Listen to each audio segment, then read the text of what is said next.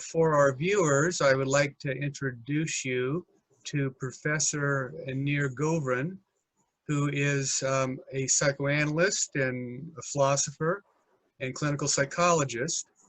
He's also the director of a doctoral track in psychoanalysis in the program for hermeneutics and cultural studies at Bar Ilan University in Israel. And he's also a member of the faculty of the Tel Aviv Institute for Contemporary Psychoanalysis. And he also has a private practice in Tel Aviv. Today we're going to be talking about one of his recent books. It's called Ethics and Attachment, and it's generated a great deal of interest in the field. And just to mention that this is just one of several of Professor Govrin's books, yet this is getting a great deal of attention immediately, especially given that his theory on ethics has generated a wide amount of downloads from the journal called Frontiers in Psychology. In fact, he published a paper in 2014 that was the basis of this book called The ABCs of Moral Development. And it's received over 20,000 views and downloads today, and is one of the most popular articles that exist in that journal. So we're delighted to have you, Aner, and so nice to see you again.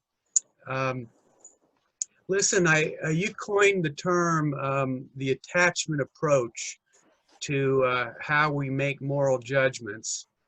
Can you give us an overview of your theory? First of all, thank you, John, for inviting me here. It's a pleasure being with you and talking to you on my theory. The theory, it's called, as you said, the attachment approach to moral judgment.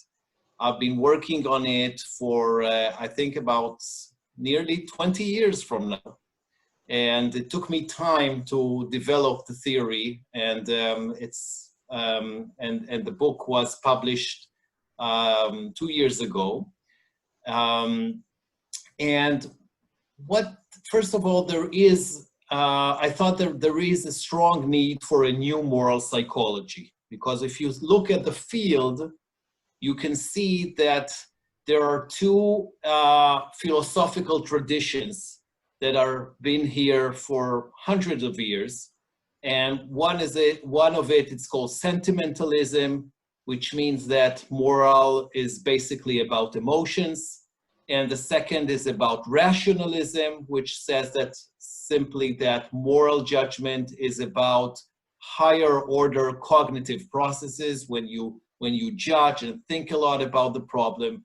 And the two traditions clash, and the moral psychologies actually follow these two traditions, and they made a binary, a dichotomy between emotion and cognition.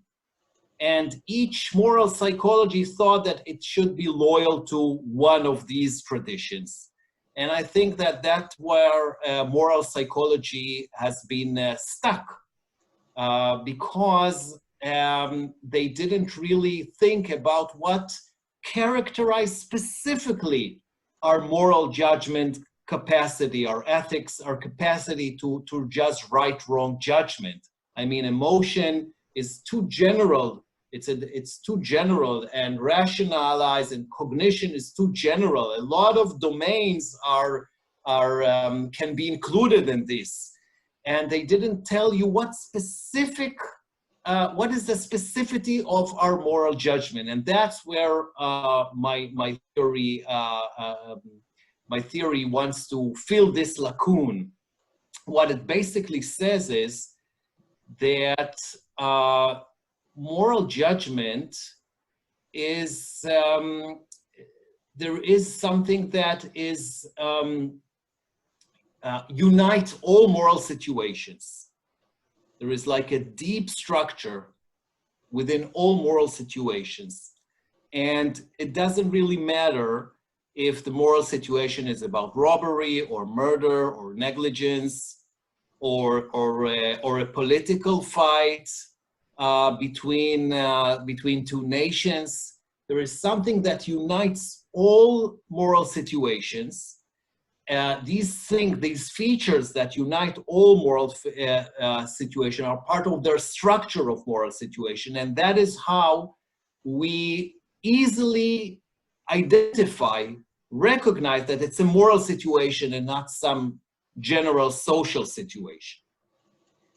And in my theory, I actually I actually say what these features are. You know, many people say that moral judgment, they know now today that moral judgment is fast, is effortlessly, we rapidly know with no thinking the moral judgment itself. And my theory asks, how do we do that? How do we open the newspaper, see cases about robbery, about murder, about bribe, and immediately know what is the right-wrong judgment? Immediately know that there is a moral failure there. How do we do that so quickly? How do we have this capacity? How do we find out about that? And my theory said that something happens in those milliseconds when we read the newspaper and before the judgment appears. And what happened is that we find a deep structure within all moral situations. And I can briefly tell you what is this deep structure. And first of all, we find a dyad. So every moral situation there is an observer that is viewing, that has to tell something about a dyad, about two parties in conflict. That's the most basic feature of moral situation. And that was actually empirically found by Kurt Gray, who found out that moral situations are about agents and patients, are about two people in conflict or two parties in conflict. It doesn't matter if it's two groups. It can be the Nazis and the Jews. It can be 10 thieves and one old lady. We always find the core unit is always two parties in conflict, even though the party can be many individuals or a whole nation. So if you take different cases, if you take negligence, if you take robbery, if you take theft, whatever you take, you'll find you have to view two parties in conflict. And now you have to make some decisions about the two. Yeah?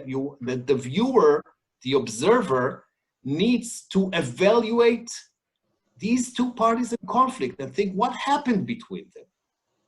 And so we go on to think about a very important component of the two. We try to find who is the weak and who is the strong, who is dependent and who is independent, who is helpless and who is in control. In short, we try to find who is the child and who is the adult. And once we decide that, and I'll tell you later, we get into how do we do that? How we do decide who is the child and who is the adult? But once we decide it, we now turn our expectations to the adult side. And the only thing that we care about is how did the adult behaved or misbehaved toward the child, and we compare this to our expectations of how adults should or should not behave towards children or infants. And then we evaluate our expectations, the actual behavior vis-a-vis our expectation. And when we find that he violated our expectations, that's how we know that it is a moral failure. So moral failure is actually a violation of our previous expectation. this is really, in general, how we make moral judgments. So just to clarify, so in any situation that we would deem to be an ethical situation, where we're going to make judgments about right and wrong, we're in some ways, whether it be consciously or unconsciously, attuned to power differentials, and we would identify who is the person in control, and whether or not that person is in some ways violating someone else or a group that's seen as more dependent or helpless. Is that true? Exactly. We watch carefully the adult, and we think, what did he do to the childlike party? And then we have all the information, and we have, you know, it's very quick. It doesn't go into our conscious. We don't need to think this is a childlike, this is an adult-like, or this is strong, this is weak. Everything goes so rapidly. It's like a snapshot judgment, you know, it just pops up into our mind because it's really about perception more than about a judgment. So maybe just to try to give us some context or example, like the recent rioting in the United States, where Donald Trump had incited sedition, where his base marched on, you know, the Capitol. And you see these images in, you know, in the world news, where the rioters are storming the Capitol, and various guards and police personnel are responding to the mob. What can you break it down? Like, what do you think we're focusing on there? Of course. So first of all, the expression "break it down" is very appropriate here, because we always break down the moral situation into its unit or its basic components. So what happened in the Capitol Hill is actually, I think it's a good example of a complicated moral situation. I mean, the situation I talked about, first I gave you the basic thing. How do we know that a robbery is right or wrong? Yes, how do we know that a murder is right or wrong? We break it down to, let's say, let's start with a simple example, then we'll get to the Capitol Hill and what happened there. Sure. Let's get a simple example of a doctor a surgeon who left the surgery in the middle because he had tickets to the opera. Okay, that's a very simple situation. We quickly know that there are two parties, the surgeon and the patient, and we know that he behaved violating our expectation. That's not how surgeons should behave towards their patients, right? Surgeons have responsibility. They are strong. The patient is weak, is helpless. He's putting his life into the surgeon's hands, and so we have no problem to understand that. In the case of a Capitol Hill, it's an example of something that is much more complicated. There are many parties here, and the data is extremely, you know, there is a lot of data that we have to, and it depends on who is the viewer. Is the viewer a Trump supporter, or is the viewer is a Democrat supporter? So if the viewer is a Trump supporter, it's also, you know, it's I think the most difficult, the huge conflict is about Trump supporters, because the Democrats, it's very simple.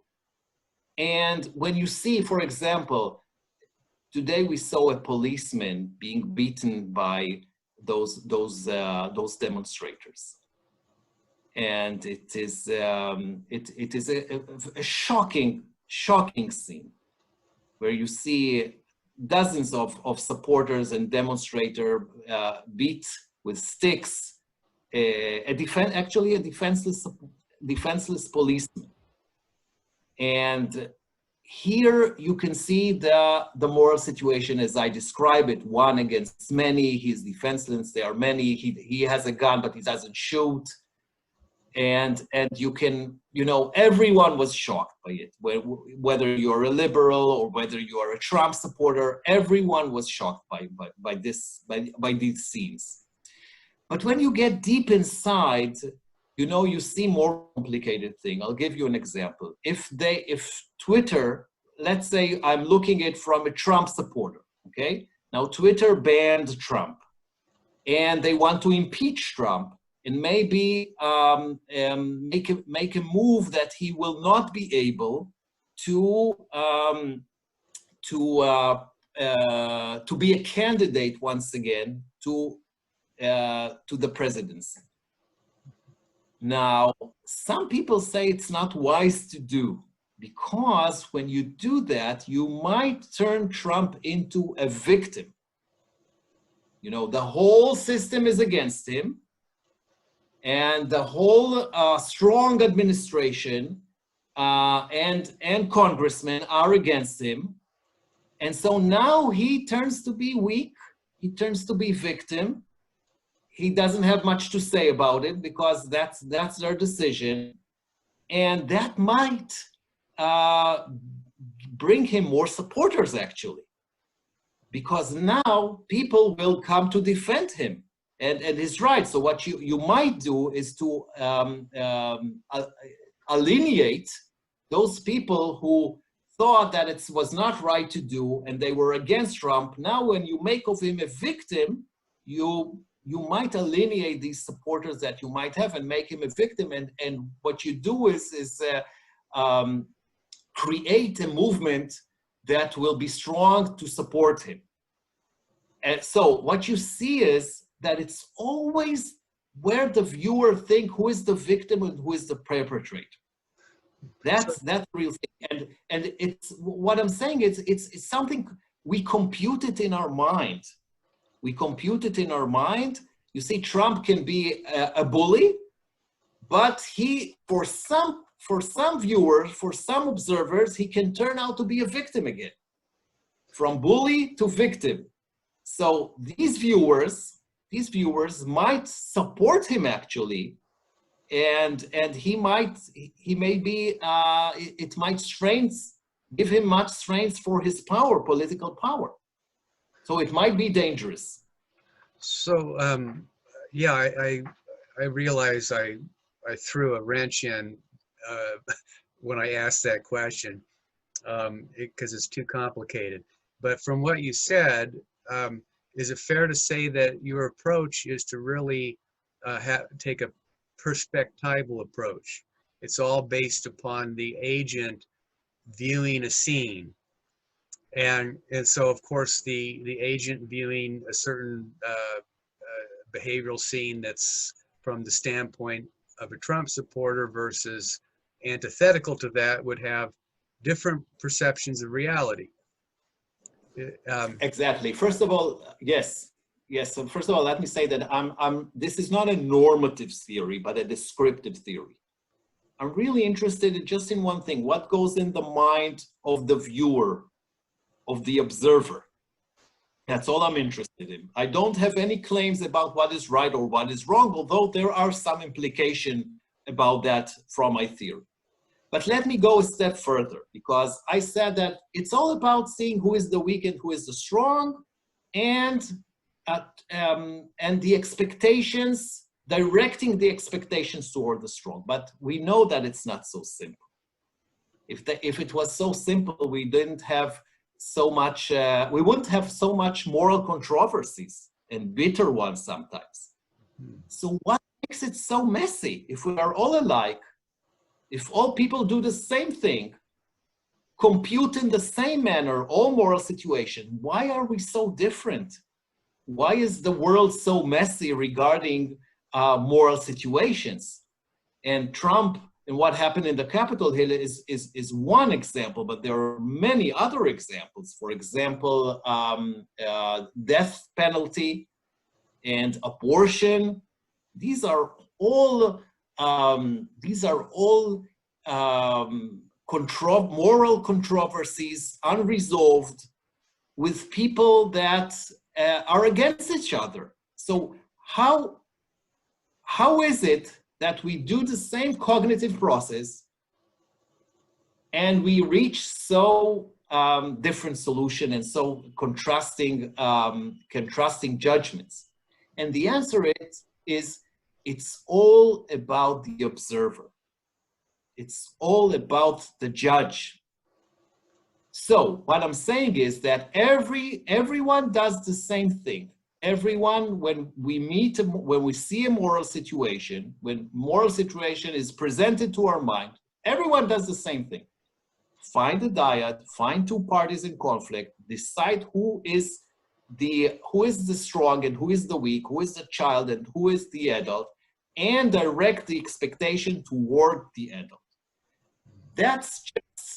But that is just a process. It says little about the content because everything is observer relative. I mean, for me, party A will be the child and party B will be the adult. But for someone else, it will be the opposite. And so there is no agreement who is the child and who is the adult. So how do we decide who is the child? Who are we for? Who is the victim? It all depends on our identity, on our, I call it, the like me criterion. So first of all, people, it depends on our attachment to the victim and our attachment to the perpetrator. It depends on our attachment to each of the parties. For example, the like me criterion is that people who are like me, I will be more likely to be in their side than against them. So if they are the perpetrators, I'll be less likely to see it. For example, if there is, let's say, a robbery, yes? What would the robbery has a mother? Of course, she will not say that her son is the perpetrator and the old lady that is the victim. Of course, she knows that, but she wouldn't identify with the old lady. She might have many excuses why her son did that. For her, it is her son, not a perpetrator. And we can say that that's a very blunt example, but we can say it about, my own group, my own ethnic group, my own religious group. So what I'm saying is the observer is engaged with each of the parties emotionally. And if you tell people that there is, just something from the newspaper, a robbery, there was a robber a young man who robbed an old lady, just like that, with no details, you really distance the observer from, so everyone will say the same thing, that it is wrong, he shouldn't have done it, he deserved a harsh penalty, etc. But when you start telling the observers who are the parties, he's starting to attach to each of the parties. And this attachment, this engagement with each of the parties, it will decide, it will determine his moral judgment. So what I'm saying is that the like me criterion is a very strong component of our final moral judgment. That's what I've said. That you asked me about the riots in the Capitol. It depends who is the observer. Is it an extreme left? Is it an extreme right? Is it a liberal? Is it a Democrat? Is it Trump supporters? So what I'm saying is that everyone does the same thing when presented a moral judgment. Find out the dyad, decide who is the child and who is the adult, and direct the expectation toward the adult. But the content will be different. Mm-hmm. Let's take a for example, the abortion controversy, okay? So for pro-life, the victim is the embryo, right? The embryo. And it is a defenseless victim, a human-like victim, which the mother, the pregnant mother, and the state that permits her wants to kill. So his heart goes to the embryo, that's the victim. And the adult-like is the state and the mother. But for the pro-choice supporter, the woman is the victim. The pregnant woman, whether because she's poor, she can't afford another child, maybe she was raped, for all sorts of reasons, she doesn't want to have that baby. And the state prohibits her to do it, does not allow her to do it.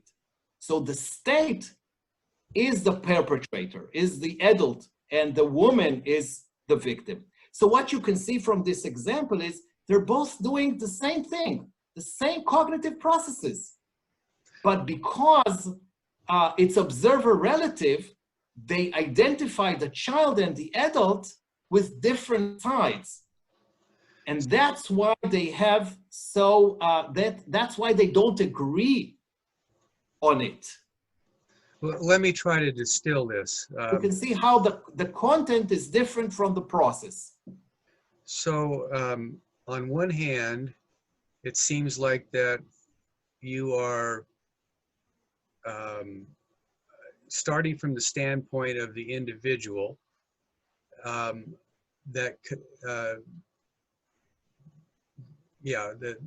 commits that to their unique psychological perception and projection and expectation of events based upon their identification with either a certain person or a group or a value system that stands in relation to others.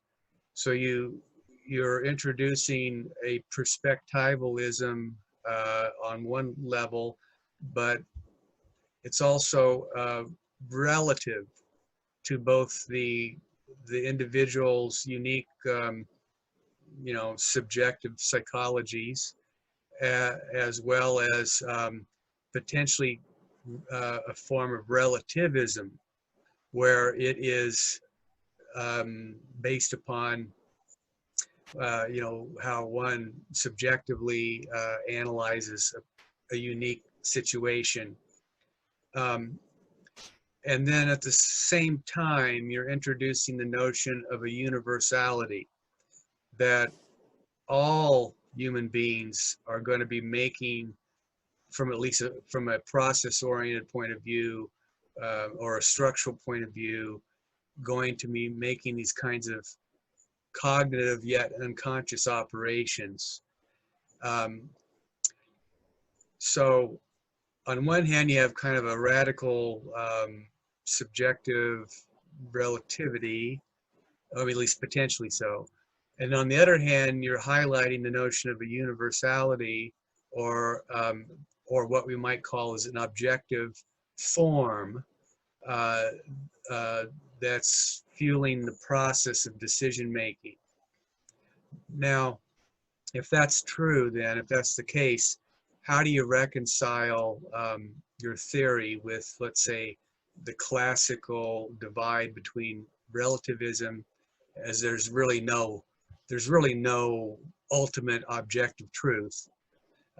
No one else's experience can ever trump mine, because I have these unique experiences and identifications and beliefs and values and attitudes, versus the other notion that isn't there some kind of moral absolute out there, some kind of objective moral realism that exists.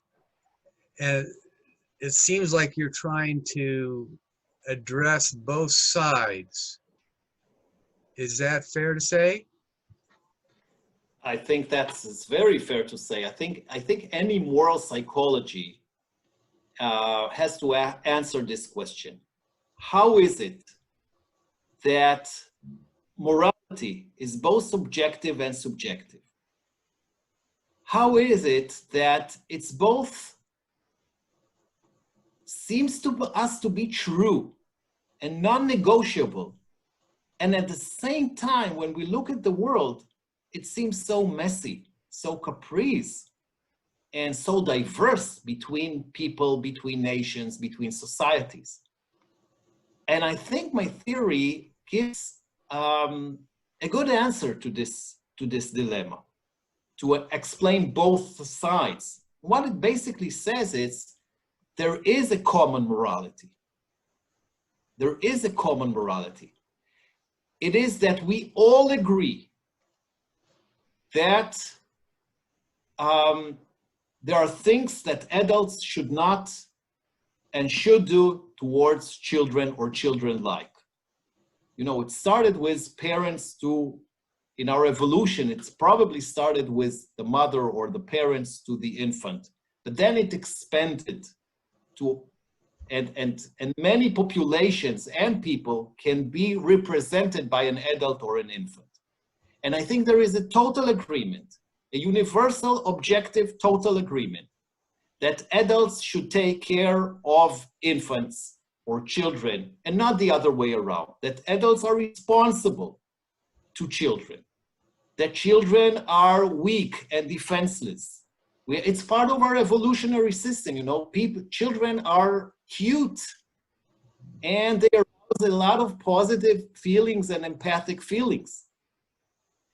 And adults should protect them and should provide them what they need and certainly should not harm them. I think there is a universal agreement, and this is about that in all cultures.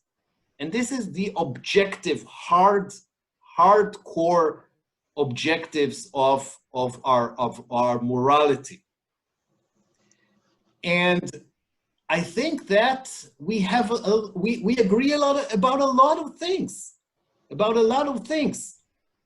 And you know, when there are disagreements, it's not about the basics. For example, if a thief comes to trial, and there is a proof that he did do that, there was a theft. So we like start to compute what happened between the two. So the prosecutor tells us that this wasn't the first time he did it, and he will show how he behaved toward the victim. Perhaps it was an old lady, it was her social security, monthly allowance that he took, and she was so poor. And the defense will like to see that he is also a victim. The thief is also a victim. He had a harsh childhood, and maybe he has a family to support with no money. So they're really struggling on how the judge or how the jury will construe the dyad between them. Once the dyad that the jury will see that the thief is also a victim, to emphasize the childlike features of the thief. And the prosecutions want to do the other way around. But you see, there is an agreement between them that it was wrong what he did. There is also agreement that if everyone agrees that he is a poor man, and there was reasons out of his, good reasons for him to do that theft, and he is really poor, and if everyone would believe that, there will be less harsh penalty. So there is a lot of agreement between them, the parties. They're not, nobody's saying, look, even if he beat the old women, even if he was cruel to the old man, it's okay to be cruel to the old woman. No one will say that. There is a lot of agreement that cruelty to the old woman is wrong. And the question is, will the jury or the judge will be convinced about the victimhood of the thief? So there is a lot of computing. We really detect, there is a computation there. It's like we have a computer that adds the features, the childlike feature, and adds the adult-like feature of each side, and then make a whole gestalt. But there is a lot of things that they are agreement in. So what I'm saying, back to your question, is that the morality is both. There is a part that is objective, and there is a part that is subjective. How we build it, the cognitive platform is objective. We do the same things, and there is an agreement about the cognitive platform. No one says, no, it's the old lady that is to be blamed, not the thief. No one says it. It's that everything is directed to have, to be disgusted and feel bad about what he did to the old lady. Every one of us. No one will turn around and say, no, the old lady is to be blamed. But how you compute it, how you, the emotional engagement to each of the party is different between us. And that's why the messy thing, that's why it looks so messy. That is the subjective part of the dyad. That is why we're so capricious in our moral judgments. And actually, that's why we need the law. Yes, so one of the main function of the law is to tell you, it doesn't matter if you dislike this person, or if you see him as an adult-like or child-like. In a democracy, everyone has rights. There are laws how you should behave. We are not putting it to your responsibility. We take it from you, and there is a law that prevents people to be capricious about how they how they manage their daily life, and how the society's order and structure. So I think one of the merits of my theory, if I may say so, is that exactly what you say, that it explains how in our mind we have both components, objective and subjective. I'm trying to put it in the context of, given that there's so many divisions in the world, so much polarization, so much splitting, so much disrecognition of the other, that, my first book was on prejudice, and the thought is that unconsciously we form dialectical identifications with certain groups and ideas and values and cultures that are modeled based upon our early childhood, based upon identifications with our parents, their values, our community. And this is before I got into the attachment literature. It seems that though you're getting at some very basic building blocks of these divisions, and that is emotionally mediated in that moment. And it probably happens in a fraction of a second that people make these judgments. So that has to be emotively and cognitively, mediated, based upon identifications with the values, where their judgments of right and wrong, even when they become complex. And yet there's an acknowledgement of the subjectivity about it, but because it's universal, it's a subjective universality, which makes it objective in the sense that all human beings are oriented toward this stance. Now, if that's the case, if I've accurately described that, what happens if a person, what happens if a person has ambivalent identifications with the two parties that that you've just mentioned. Like it depends on the shift of perspective, but usually we're going to identify with the group that's like me, as you put it, um, or I want to be like a certain group because I aspire to that value system. Um, but what happens when you're ambivalent? And or what happens when you're under the influence of psychopathology? Um, so I mean, like extreme forms of hate for the other, extreme forms of prejudice. Wouldn't that be a distortion um, of the universal ethic that you're promulgating? That's a very good question. But before I answer that, I want to say something about what you say about attachment. Why is it so universal? Why is it so objective? And in my book, my main thesis is that we, by the age of 1 year, we all have the basic capacities to judge right, wrong judgments. It's before we know how to speak. And how is that? How did we acquire this? So the theory goes like that. It's similar. There is something similar between this and language acquisition. And it's both innate and learned.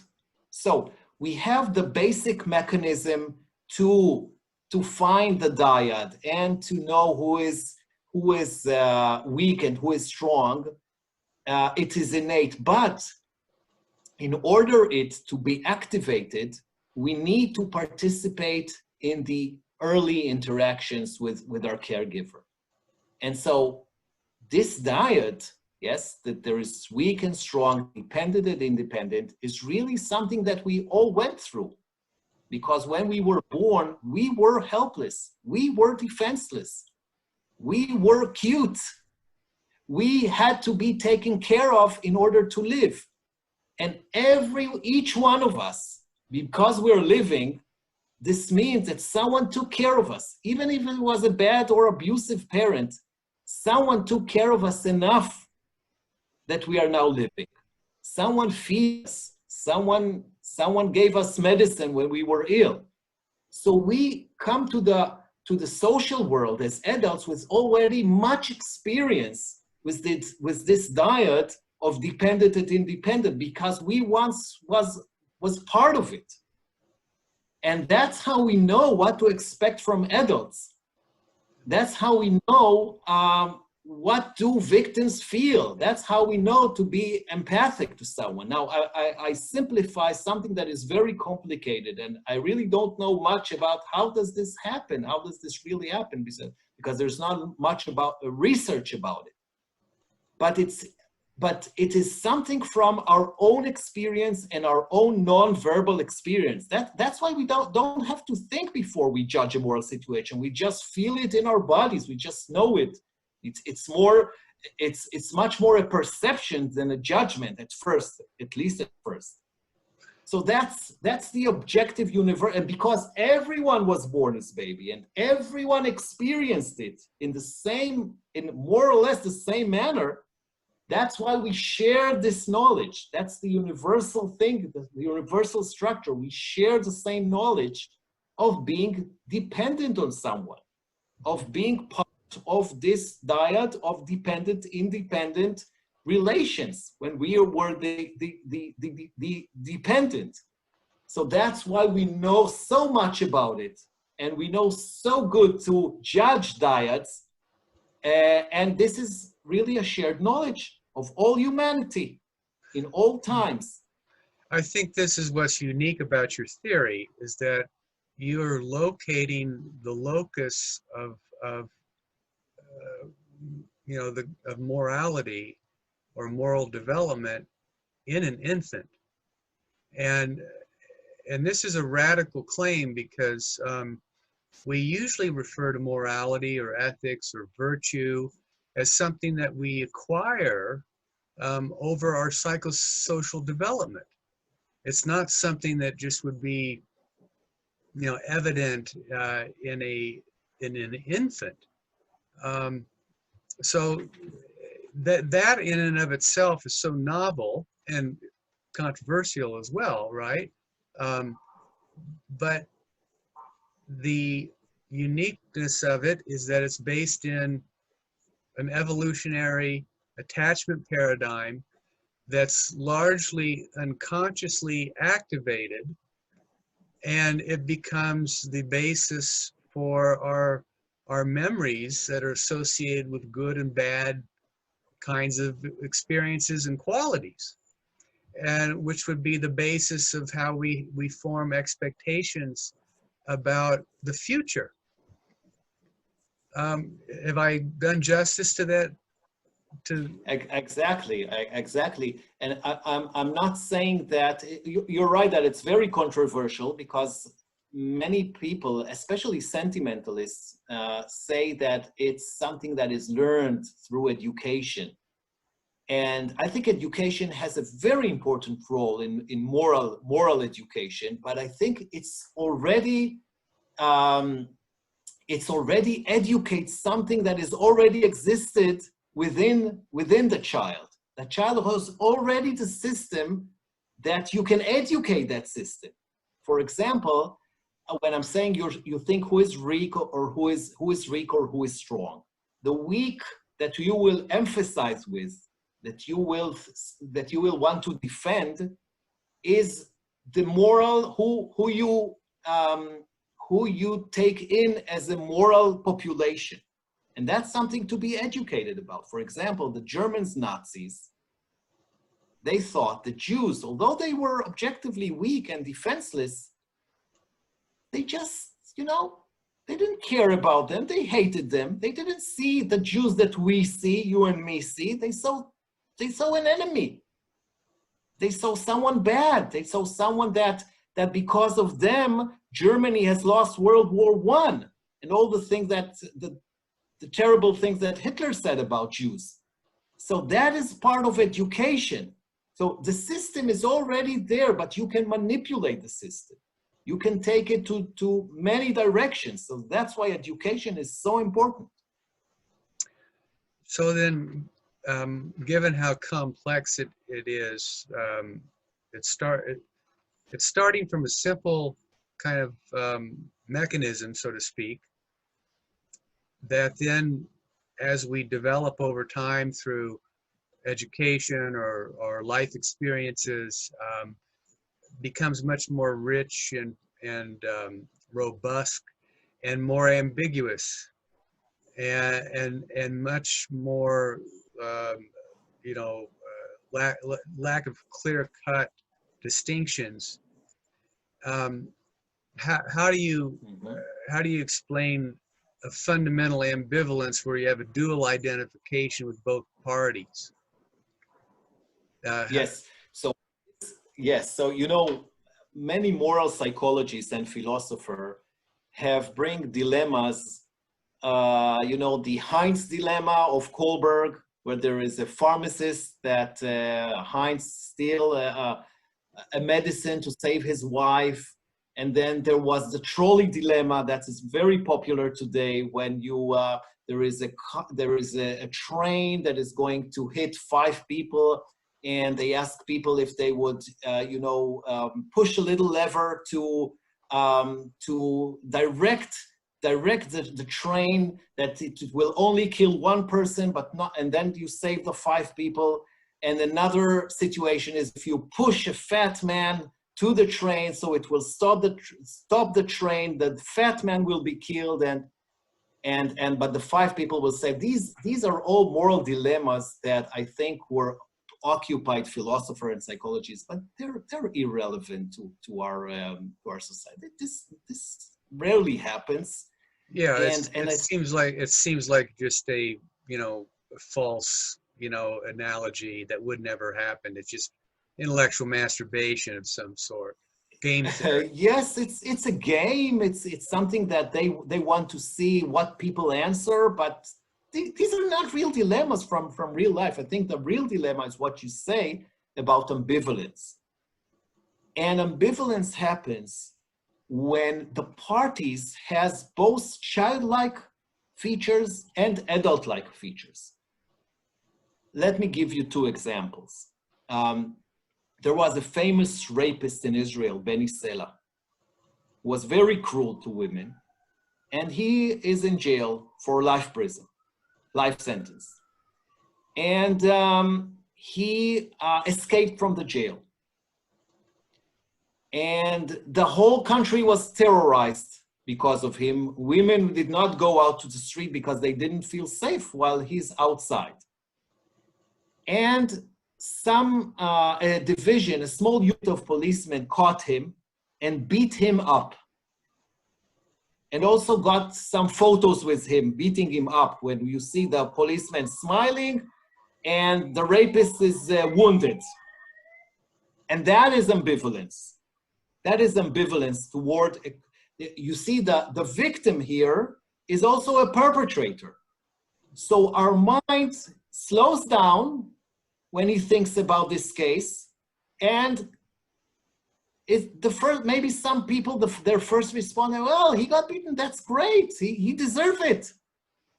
He deserved it about what he did. But then, or maybe the second response is a more thoughtful response, but I wouldn't want to live in a country where the policeman beat a person. I don't care what he did. And then take photos with him. That's cruel. It's not how it's supposed to be.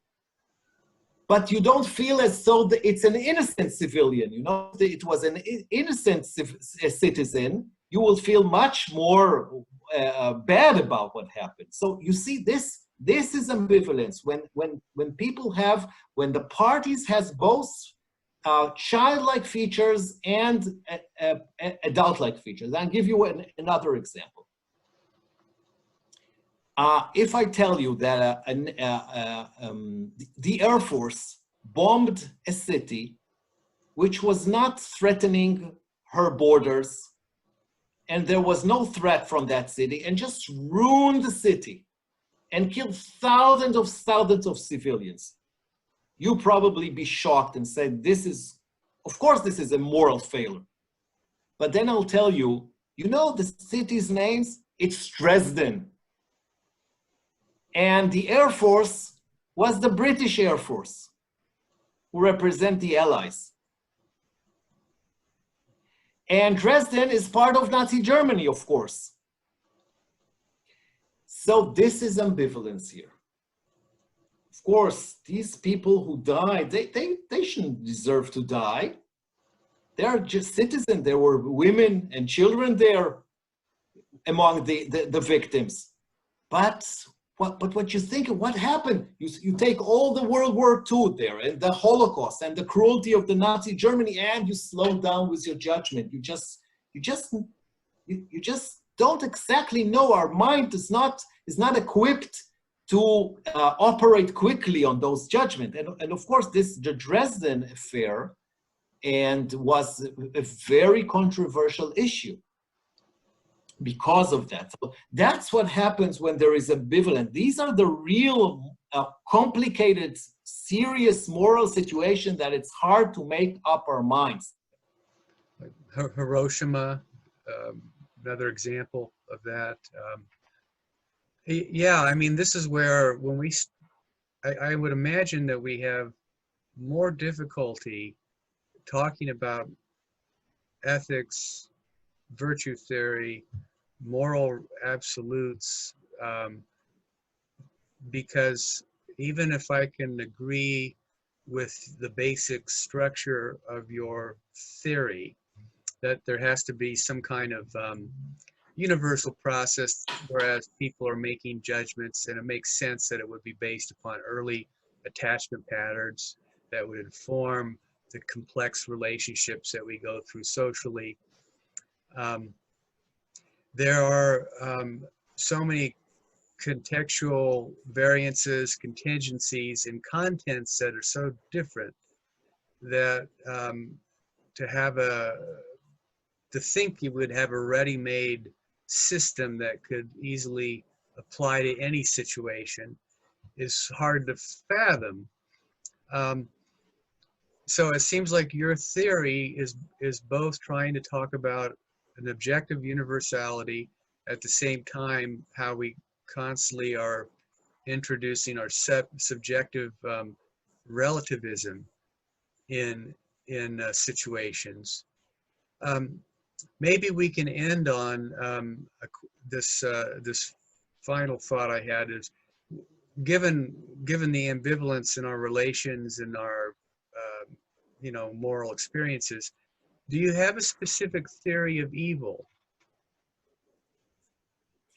Well, actually, yes, it's part of my theory, because evil, I see evil as a specific and unique cognition. And it has to do with the theory I just, the attachment approach to moral judgment. First of all, why do we still use the word evil? You know, evil is something that has a religious connotation. You know, evil is Satan. And evil was in the past those people who did not obey God. They were evil. But we still use it. Psychologists don't like the word evil.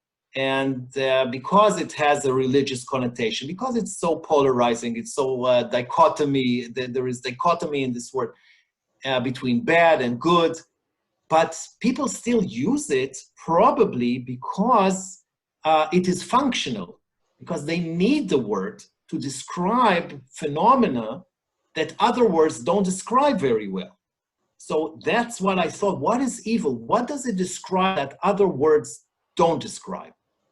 And I think it describes a mental state of the observer. It's all about the observer. So it's a perception, and for the observer to say this or that is evil, there are some conditions that should be met. And first of all, there should be an extreme asymmetry between the victim and the perpetrator. This is the first condition, like the Nazis and the Jews, the pedophile and the child, the rapist and his victim. So the asymmetry must be very severe, very salient. Another condition is that it's the observer attributes a certain mental state of the perpetrator to the victim, and about the dependency, how the perpetrator relates to the dependency of the victim. The observer thinks that while for him and for all humanity, dependence evokes feelings of empathy, of tenderness, of wanting you to protect the dependent, the perpetrator, the evil perpetrator, happens to have the opposite feelings. He, the observer, thinks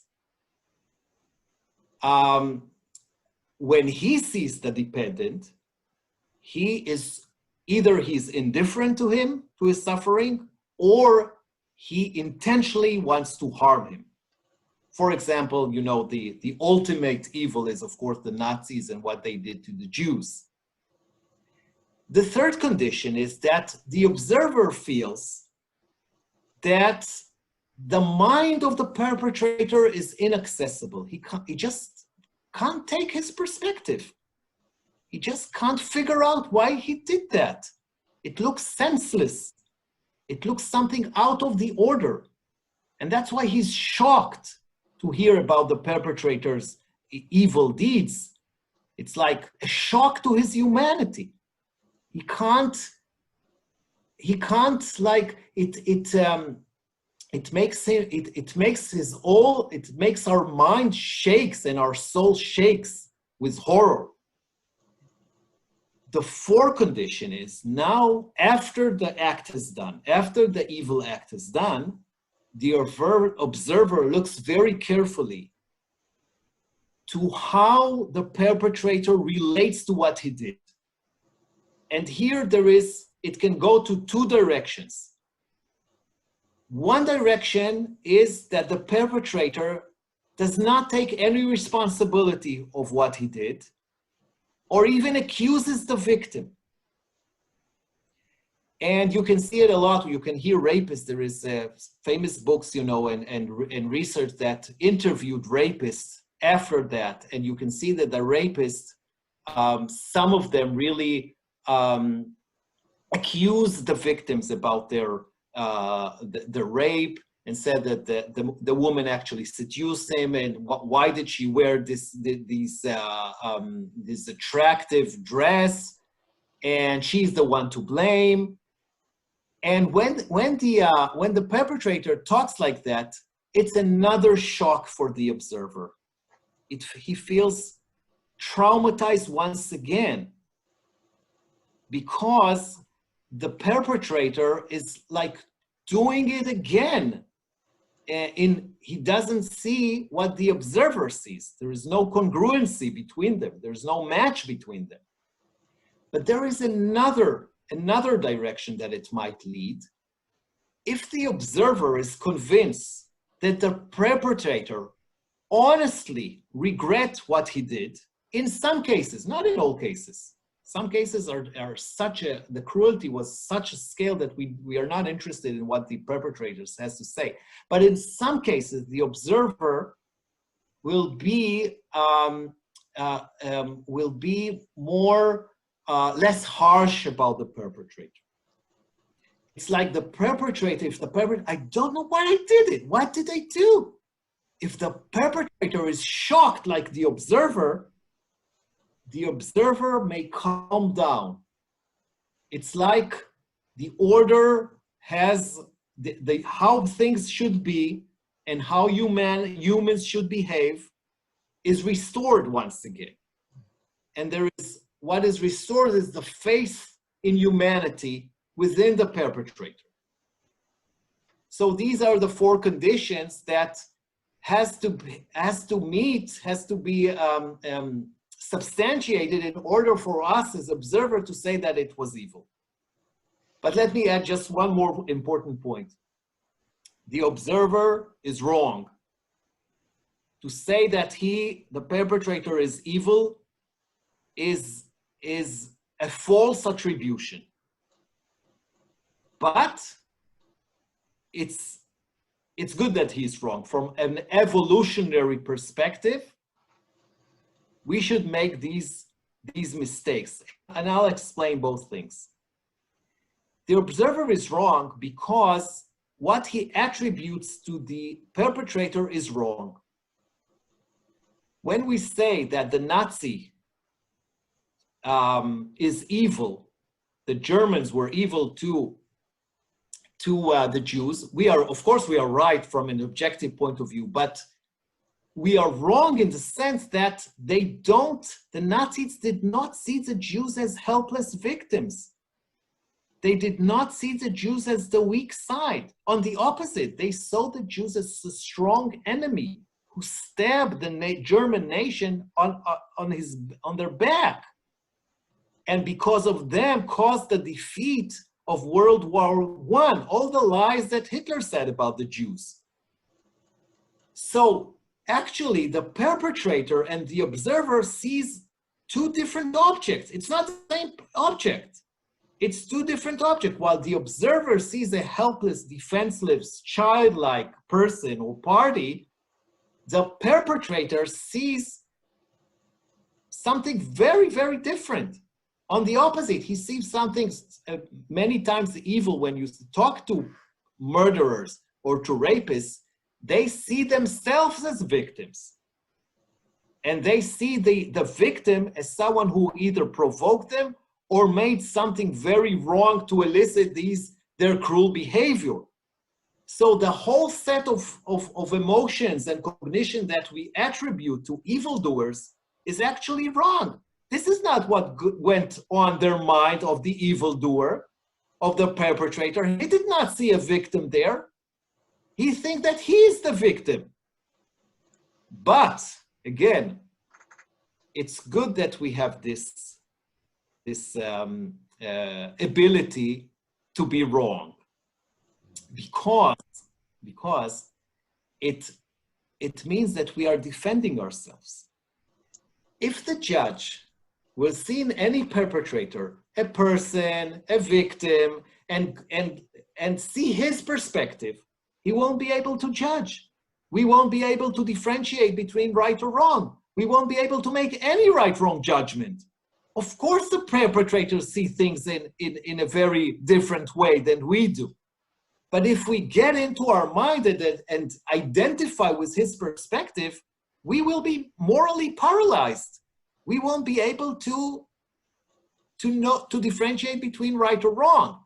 So from an evolutionary perspective, in order to keep us safe and protected and keep our children safe and protected and keep society safe and protected, we must continue to do these mistakes, but we must realize that we have to do it very, very carefully to see all the perspective, to think a lot about it, not to let our emotion pulls us in, but to listen to the full picture. That's what actually they're doing in trial. That's the whole idea of a trial is to do just that, to hear everyone and to see it from the broadest perspective and just then to decide and to judge a right-wrong judgment, to make a right-wrong judgment. Well, I think you very nicely have delineated how very difficult and complex something like a moral theory can be. And on one hand, I'm left with this notion that ultimately it's how a person, what their early life attachment experiences are like that condition them to perceive the world in certain ways, and that they bring certain perspectives on. On the other hand, we're left with this sense of moral relativism when it comes to each person making judgments, but at the same time, there's a larger ethical objectivity that's operating in society, much like Hegel's notion of objective spirit, where you have the greater ethical social realities and laws that govern and apply toward everyone. And yet the individual's part of that bigger collective. Yeah, and then of course you and I both appreciate the fact when people are traumatized, when they have poor attachments, they have deficit early life experiences or developmental traumas, how their perspective can be totally off kilter from ours. Well, I'm very pleased that you wanted to tell us about your theory, and I can just only imagine you're going to get a great deal of attention and engagement that you deserve. So thank you very much, Aner, for telling us about it. Thank you, John. It was a pleasure talking to you.